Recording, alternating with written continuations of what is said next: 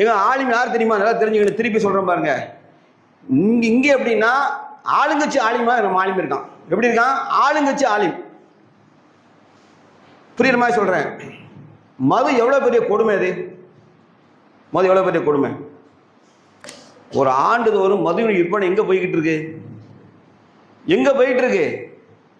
மதுன் விற்பனை 45,000 கோடி தாண்டி போயிட்டு வருஷத்துக்கு டார்கெட். இதை யார் தடுக்கணும்னு நினைக்கிறீங்க? இது யார் கேட்கணும்? அநீதி இழைக்கக்கூடிய அரசனுக்கு முன்பாக சத்தியத்தை சொல்வதான் ஜிகாதிலே சிறந்த ஜிகாத் என்றால் what is the duty of ஆலிமுடைய கடமை என்ன? ஆலிமின் கடமை என்ன? நீங்கெல்லாம் சேர்ந்து பத்திரிகையாளர் செய்தி முதல்ல வைக்கணும். கடுமையா எச்சரிக்கை பண்ற கவர்மெண்ட்டுக்கு. மக்களை கொள்கிற மதுவை அதிகமாக அரசாங்கம் வியாபாரம் பண்ணுது. மக்கள் மத்தியில் விழிப்புணர்வுக்கு தகுதியாக மதுக்கான பிரச்சாரம் அதிகம் பண்ணிக்கிட்டு இருக்கு. இது கேடு. ஆகவே நாங்கள் வன்மையாக கண்டிக்கிறோம். இதை சரிவர சேரணும். எங்கள் சமுதாயம் வாக்களிக்க சொல்லக்கூடிய ஒரு ஆளும் நீங்க காட்டுங்க பாப்போம். எங்க உலமாக்களுக்கு போய் போர்டு கட்டி தாங்க. எங்க உலமாக்களுக்கு கக்கூஸ் கட்டி தாங்க. நாங்க ஹஜ்ஜி போறது எங்களுக்கு பில்டிங் கட்டி தாங்க. ஏடா குடிசையில போங்கடா. ஆட்சியாளர் நீங்க என்ன கேட்கணும்? நன்மை ஏவனீங்களா? தீமையை தடுக்கணும்ல. இது யாரோட டியூட்டின்னு நினைக்கிறீங்க? நபி ஸல்லல்லாஹு அலைஹி வஸல்லம் சொன்னார்கள், எனது சமூகத்தின் மக்களுக்குள் சிலர் இறைநெறியின் அறிவை பெறுவார்கள். இறைநெறியின் குரான் நாலேஜ் பெறுவார்கள். இந்த குரானை கற்றுக்கொண்டும் கற்றுக் கொடுத்து கொண்டும் இருப்பார்கள். 2 வேலை செய்வான். தானும் கற்று பிறருக்கும் கற்றுக் கொடுத்து கொண்டும் இருப்பார்கள். நாங்கள் அதிகார வர்க்கத்திடம் செல்வதெல்லாம் அவர்களிடம் உள்ள உலக வாழ்க்கைக்கு தான். எதுக்கு போறோமா? அதிகார வர்க்கத்திட்ட ஆட்சியாளர்கிட்ட போய் நிக்கானுங்கல்ல, வெக்கம் இல்லாம போய் நாங்க போய் கூட்டணியில சேர்ந்தோம்னா அப்படியே அவரை நிறுத்தி இஸ்லாத்துக்கு கொண்டு வந்தோம்னு கதை விடுவாங்க.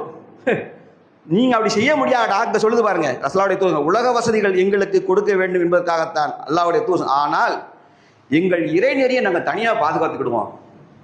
அங்க போறதெல்லாம் அதிகாரத்துக்கு தான். எங்க இஸ்லாம் இருக்குல்ல, அதுவும் அப்படியே தொப்பி வழியாம தாடிகளும் கப்புன்னு பிடிச்சுக்கிடுவோம். இந்த ஃப்ராடு பயில்கள் சொல்றது. அல்லாஹ்வுடைய தூதர் சொன்னாங்க பாருங்க, எங்கள் இறைநெறியை தனியே தான் நாங்கள் வைத்திருக்கிறோம் என்று கூறுவார்கள். ஆனால் இது சாத்தியமே இல்லை. யார் சொன்னது? சொன்னது யாரு? சொல்லுங்க. நீங்க தெரிஞ்சுக்கிடுங்க. நீங்க கொடி பிடிச்சிட்டு அலைறீங்களா? இயக்க இஸ்லாமிய கொடி பிடிச்சிட்டு அலைறீங்களா? உங்களுக்கு தான் நான் கேட்கிறேன். உங்களால முடியும் நீங்க நினைக்கிறீங்களா? ஆட்சி அதிகாரத்தை உள்ள போந்தா நீங்க அவங்களோட சேர்ந்த அட்டசாணி தான். அல்லாஹ் இது நான் சொல்லல, சொல்ல சொன்னாங்க. உங்களால் முடியவே முடியாது. ஆனால் இது சாத்தியமே இல்லை. எவ்வாறு முச்செடிக்குள் முல்லை தேர வேறு எதுவும் கிடைக்காது. முச்செடியில செடியே முள் செடி, அதுல என்ன கிடைக்கும்?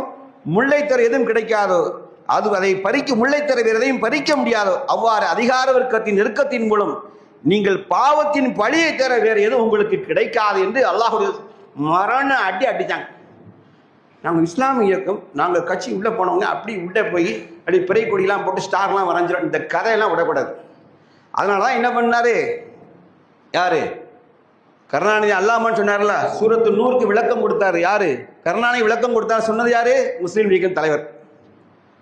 முஸ்லீம் லீக் தலைவர் சொன்னாரு, நம்ம மக்கள்லாம் போய் ஒரு ஊரா கும்பிட்டு கிடக்கான்.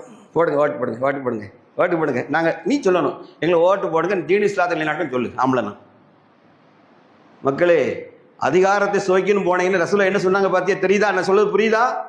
இந்த இஸ்லாமிய கட்சின்னு தூக்கி பிடி வெறி பிடிச்சி அலைறீங்கல்ல, யார் யார் சிலைக்கு மாலை போட்டா எங்களுக்கு தெரியும்.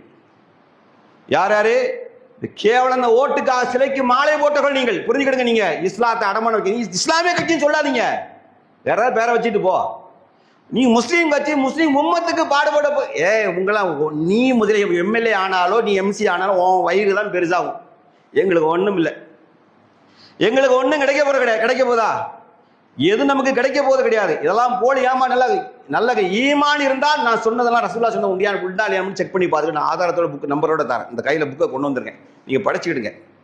நீங்க படிச்சுக்கிடுங்க. உங்களை ஏமாற்றி கொள்ளாதீர்கள். நீங்களாம் பாதி பேர் கட்சிக்கு இருக்கனாவே இருக்கீங்க. கேட்ட நாங்களாம் இதுதான், நாங்களாம் இதுதான். நீங்க முஸ்லீமா இராதீங்க, முஸ்லீமா இருந்துடாதீங்க. நாங்களாம் இதுல தான் இருப்போம், இதுல தான் இருப்போம்.